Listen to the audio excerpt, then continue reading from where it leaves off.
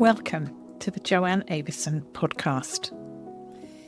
This week's episode is in answer to some very specific questions, and I've distilled them out and I'll share them with you as we go along. And I just wanted to talk about myofascial release and expand on what it means and what it doesn't mean and what it might mean and whether it's a really useful term for manual and movement therapists. Can't wait to hear your comments when we've been through the questions that have come up. But let's start with, is there something specific about myofascial release that many people don't know? And I know that sounds like an odd question, but it's an interesting one because the answer is myofascia doesn't release as such. And the big question that brings up is, why is it such a popular therapy, such a well-known technique? And what's its relevance if it doesn't release? So let me share where the term comes from, because you know me, I've got to be into the language and all of that. So let's explain what it is first. Myofascial release is a popular term actually for a variety of treatment protocols and movement systems. And it's often used in terms of explaining how foam rolling works, how deep tissue massage works. I've heard people refer to myofascial release yoga, and it's sometimes used to mean stretching in movement classes. And it's sometimes said to kind of release tension, but when we fully understand how living architecture is, do we necessarily want to do that? Yes, if we mean the tension of being upset and aggravated and stiffened up with fury, but not necessarily if we mean the appropriate tension that allows us to stand up strong and tall and walk for some distance and be strong enough and centered enough to do what we need to do in our everyday life. So let's consider what are common misconceptions about myofascial release and why there is confusion around its benefits, because there's confusion about what it is. So let me give you some examples of what it definitely is. Myofascial release is often shortened to MFR, which actually means different things to different people. So you may have heard of Rolfing, for example, which is actually called structural integration, but something originally brought into being by Dr. Ida Rolf. But when she passed away, her name was trademarked. So unless you were actually taught at what is now called the Rolf Institute, even if you're trained in structural integration by her first or second or third generation teachers, you can't call yourself a Rolfer unless you actually went through the doors of the trademarked Rolf Institute. So people who are trained in structural integration, people like me, I trained with Tom Myers, who was trained directly by Dr. Ida Rolf. You can't call yourself a Rolfer as such, but the work that you're doing is based in her teachings since she passed away. There are many others that have created therapies around this principle, and another very well-known one is John Barnes' myofascial release, known as John Barnes MFR, which is a specific, again, trademarked type of deep or subtle soft tissue work. Now, that doesn't mean that all soft tissue work is myofascial release, and it doesn't mean that all myofascial release is subtle soft tissue work. I know, it's confusing. And into the many interpretations, lots of different practitioners have fallen in terms of choosing the right marketing. I mean, they've fallen between the lines of what it means. So other people use the phrase to offer a variety of techniques in movement and manual therapy under this banner of myofascial release. And we're going to look a little bit more deeply at what it actually means. So we haven't got a better word for it, but fascia is currently the name that's been nominated for the human body's soft tissue or connective tissue network.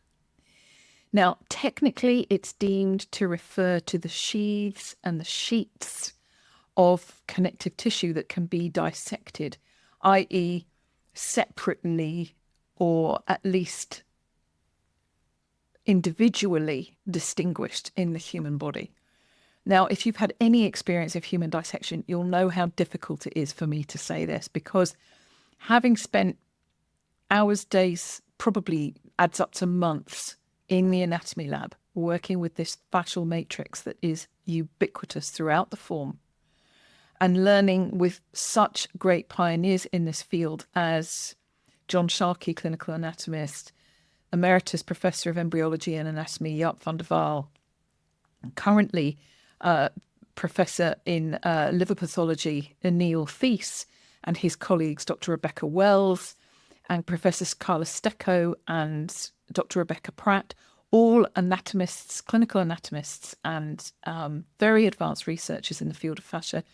Also Dr. Robert Schleip, who you will have heard of.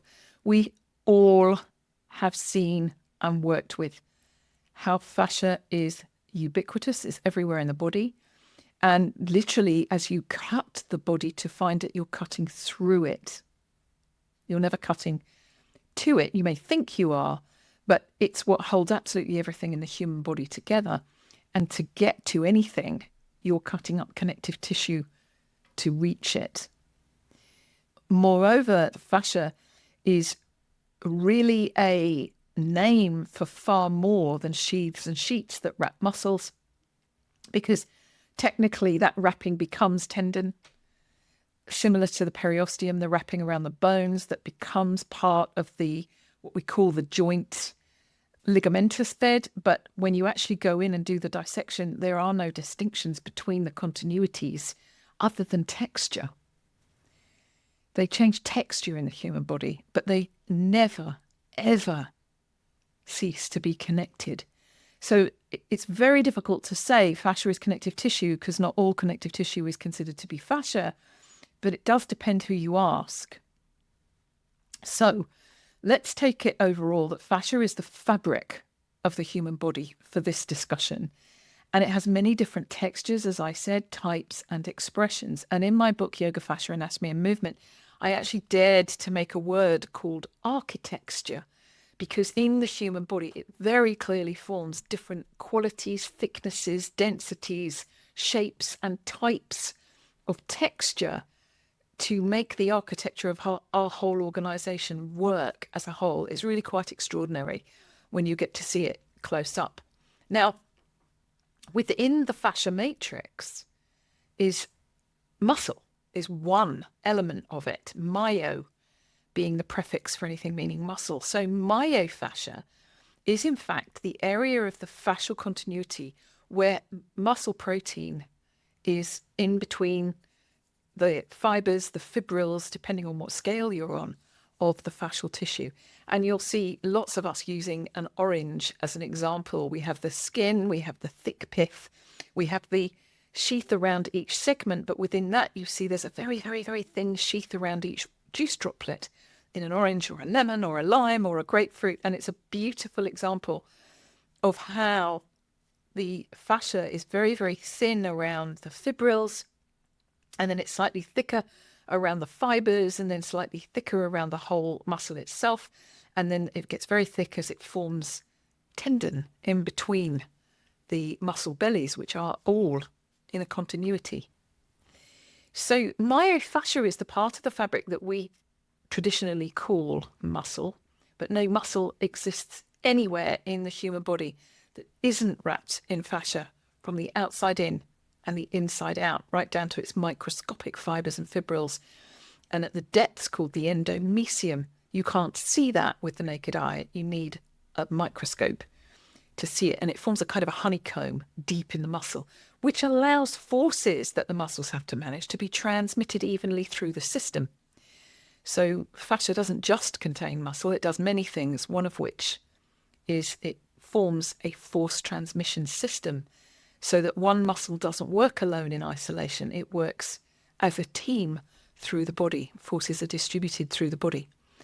Otherwise, if the principles upon which we've learnt classical biomechanics were true, some of the effort that it takes to move particular muscle doing a repetitive task, if muscle were the only means to do that, as some of us think it is, it would likely burst into flames at the heat that it would produce. So we need this body-wide matrix to be able to do what we do. It's the explanations that we've got our knickers in a knot over. Sorry, but that's what's true. Anyway, so on the outside, all muscles are attached to their neighbouring muscles and their nearby bones. They don't just have an origin and an insertion, as we're led to believe in the books. They are completely, continuously attached. It's a job and a half to distinguish one muscle from another in a cadaveric specimen. It's nothing like the iconic images that are used in the anatomy books. They are guides as to whereabouts in the body those muscles might be found, but they are not accurate depictions of myofascial continuity. Every single muscle is wrapped in 360 degrees of fascia, which is simply everywhere. So everything in the human body is made of this one continuous fabric of the fascial matrix. And if we study embryology, we find that out in such a powerful way. I find it stunning. It overwhelms me when I realise how whole and complete and continuous the fascial matrix is from embryo to elder. And within that fascial matrix is this specialised tissue that we call myofascia when we're referring to the muscles. Now, it's always under tension. What do I mean by that? I don't mean the kind of tension when you've got your shoulders up around your ears and you're going, oh, I'm really tense and I need to relax. It's not quite what we mean. It's difficult necessarily to distinguish accurately, but it's not quite what we mean. And it never actually releases, in the sense that you wouldn't want to cut a tendon and release a muscle from its connection with another one. So that's why this word release is a tricky one. Now, you might have a massage or a therapeutic session or a movement class from which you feel relief when something that was stuck or kind of switched on and contracted can somehow let go and glide somewhere it was stuck. Something might be kind of tightly knotted up and it feels like the knot unwinds and it stops irritating you. You might feel a better glide, if that makes sense, when a qualified practitioner helps you hydrate your tissue with massage, or perhaps you go to a movement teacher who knows how to give you the right movements to gently ease the structures and stop your nervous system from inhibiting motion. So what makes it myofascial release rather than massage? What makes it a so-called somatic movement modality? And how is that different from well-known ways of doing yoga or Pilates, for example? And so one of the questions I was asked is, what is the critical insight that we need to know about myofascial release? So let's go into this word release for a minute. The key here is, if you imagine a bow and arrow, when you let go of the arrow, you're actually releasing it from the bow. So it goes somewhere else. It separates. Or you could imagine a guy wire on a marquee or a tent. Think of a tent with a guy wire pegged into the ground. And if you pulled out the tent peg or you cut the guy wire, it releases, it kind of pings. And if you think about it, on a car, whether you call it a hood or a bonnet, there's usually a catch that you can release that allows it to pop up and separate from being locked into the body of the car. But we're not mechanical. Even if we call movement biomechanics, we're not mechanical and we're not made like that. And parts of us are not designed to be separated. When they are, if you see an injury like a snapped Achilles tendon, where that is actually a myofascial release, that's actually snapped, a really serious injury, that person won't be walking for a while. That's why it's called the Achilles tendon. Because in the days when bows and arrows were used, if somebody could get an arrow directly into an Achilles tendon, a grown man would fall, because it's like a guy wire on a marquee, a central guy wire being broken. And that tensional sense is technically released and all hell breaks loose. It's not good. So think about it for a second. You wouldn't want a guy wire that was holding up a tent to be released. You also wouldn't want it to be stretched beyond its tautness, its appropriate tension. So anything other than optimal tension won't hold it up the way it needs to be held up. And that's one of the keys to human architecture. Why? It's a question I'm asked a lot. Why is this word tension so difficult to use when we usually use it as meaning, oh, I've got so much tension in my shoulders, please help me release it? Well, think of an umbrella. The spokes of an umbrella tension the fabric when it's locked open. Now, we don't actually release, we stay locked open. How? Well, as embryos, our pre-bones, the fabric down the middle of our limbs and around our torso that's going to be bone, it's called an anlage or a plan of the bone, grows considerably faster than the tissue around it. Has different metabolic growth rate. And what that means is it kind of grows out of the tissue, tensioning it as it goes from the buds that are going to be the arms, from the buds that are going to be the legs. They're called the limb buds. And they expand into the skin, growing out of the pelvis or growing out of the yet to become shoulder girdle.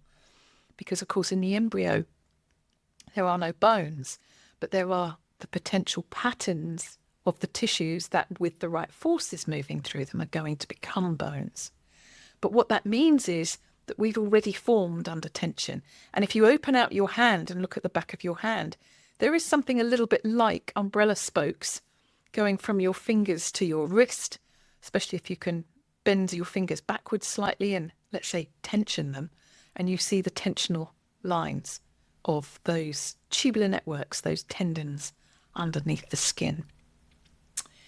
So maybe we need a better word than release. I'm not making it wrong. I'm just suggesting that in manual therapy, I wonder. I'm actually going to give you a new word to consider. And it provides a new context for the phrase myofascial release. And it comes from a very brilliant fascia specialist who's created one of the most, or two actually, of the most fabulous books on the anatomy of the fascial matrix, including the muscles. And he's done it under very strict anatomical laboratory conditions. And his name is Dr. André Pilatz. And I've had the great good fortune to work alongside him in the anatomy lab in Cremona, Italy, this year, in fact, with John Sharkey, clinical anatomist, and other colleagues who you're going to hear more about in coming podcasts.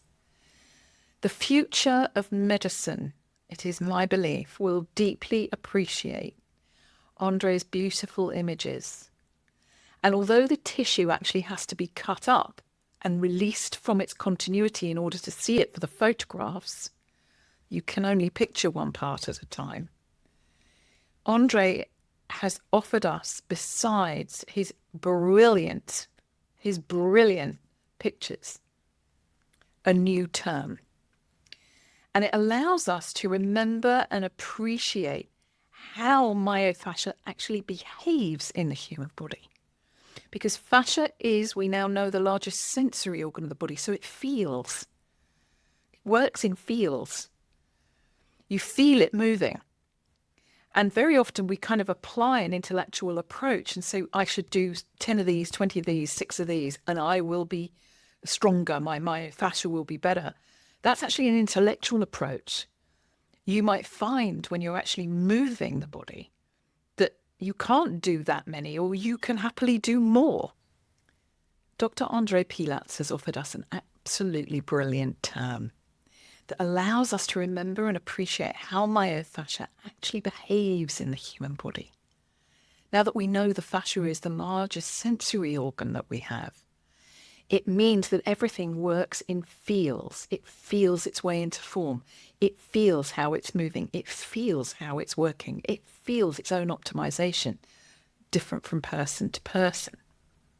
So Dr. Pilatz is, beside a brilliant photographer, he's also a doctor of physiotherapy and chiropractic. And he knows from experience how the myofascia feels to the practitioner and behaves under the skin of the patient or the client that he's treating. He has decades of experience. And he treats and teaches many hundreds of people. And his word is myofascial induction. That means we work with the tissue to induce change and introduce shifts in balance, in organization, and in texture when we change it within the living body. Now, we can do some of this ourselves through movement, through our own treatment manually, and we can also experience it under the knowing and guided hands of an experienced practitioner. So through movement and manual therapy, this new word is a superpower. Induction, inducing. Think about that. If you work in manual therapy or in movement, it really works to introduce change to the body over time, not in slow motion, but just subtly, and then gradually build and introduce change and allow that change to be induced rather than forced. The body can just resist too much force if it's applied too quickly. And we understand that as we understand how the fascia and the myofascial matrix is a force transmission system. How do forces move through us? When we jump, when we bounce, when we run, when we walk, when we do yoga, when we do Pilates, when we do martial arts, when we ride a horse, when we ride a bike, when we go for a run, when we're sitting, whatever we do, we're transmitting forces through the body, and they have a language of their own. And when we learn how to induce change rather than force change and introduce different positions and postures and moves and touch skills, it's really quite magical how this myofascial force transmission system can affect the whole body structure. It's so exquisitely designed to distribute forces throughout the form so that we can dance. So what do we do with this information? What's the new context for myofascial release in movement? I promised to give you one. So in Myofascial Magic in Action, MMIA, we talk about release as one of the 5 R's of myofascial magic. But we're not talking about breaking away or anything releasing from anything else that it's attached to, obviously. In fact, we are honouring its profound connection and connectedness because the body has an innate pattern of recoil, which is another key part of the remarkable human blueprint, our embryonic forming system, the way we self-organize our own architecture, which is a long conversation for another day.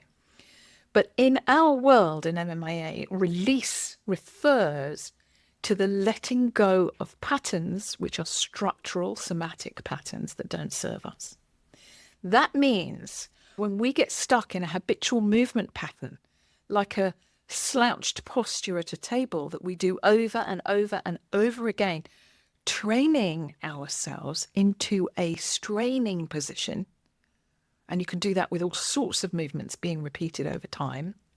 We say a negative movement when it causes repetitive strain injury, but a positive movement can cause repetitive strain injury if it's done in a way that just goes on and on and on, repeat, because of the way the myofascia actually works. So sometimes we can develop what we might call habitual movement shapes or sequences that are not optimal. They're what we call suboptimal. And some even popular movement modalities are more likely to drive in RSI, repetitive strain injury, over time than they are to relieve pain. Now, in MMIA, we release patterns that don't serve the myofascia of a particular individual. We learn how to body read them. And when you're talking in the body's own language, you can restore better patterns that, I say, automatically induce relief. And that's relief spelled RELIEF, not release, relief, and help people move better over time.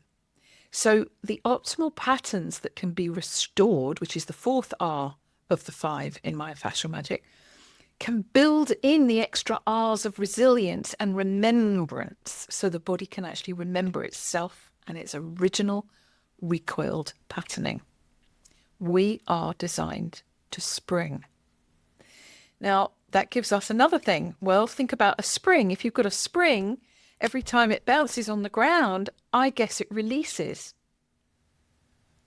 How do we get round using this language? It's a great question. So let's just hold that thought and summarize what myofascial release is and what it's not, why it's important to understand some distinctions around it. So we know it's many different things to many different people and different organizations. And in fact, myofascia describes every muscle of the human body because it's all everywhere in the body, muscle in fascia, myofascia, and it's all entirely connected. So we have this idea from the anatomy books that each muscle is attached to bone at either end, has an origin and insertion. Not so. Sometimes they're only attached to each other. They're not necessarily attached to a given bone, and they are all the way round their wholeness. They are surrounded everywhere in the body by something. It's really quite extraordinary when you see that.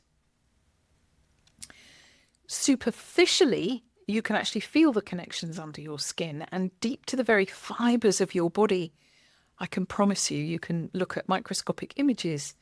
You can see at the tiniest level on different scales, the myofascia. It's called the endomysium and the epimysium and the perimysium.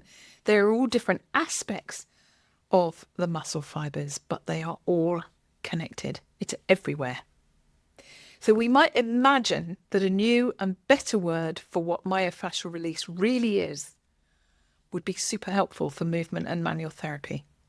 The word I'm offering you from Dr. André Pilatz is myofascial induction, inducing the relief of pain and more optimal patterns for moving.